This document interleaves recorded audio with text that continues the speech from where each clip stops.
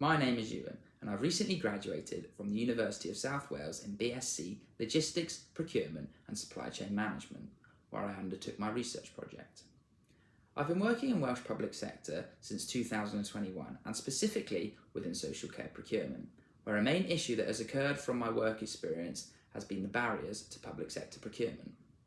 This led to the formation of my research aim, which was to critically evaluate the barriers within public sector procurement for SMEs within adult social care in South East Wales, as social care still remains to be one of the highest spends within the public sector, where the demand and price is constantly increasing.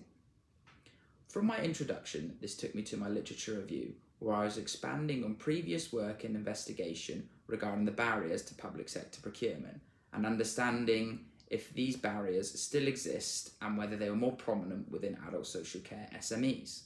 This is where I critically evaluated what is procurement, the history of procurement, public sector procurement, the importance of SMEs within the economy and specifically the Welsh economy, the barriers to procurement for SMEs and the enablers to procurement for SMEs. From this, I was able to develop my method and methodology, which was a qualitative research method with semi-structured interviews. I had a sample size of 11 procurement professionals across different public sector authorities in South East Wales. I also had a sample size of 5 SMEs within the care sector in South East Wales, where a thematic analysis approach was also adopted. The next section was the findings and discussions, where there was perspectives from both a supplier and a buyer side, where the themes identified were procurement profession and quality of the tender documentation, which was perceived as no longer a barrier. Public sector organisation internal constraints and supplier internal constraints were perceived as major barriers across both buyers and suppliers.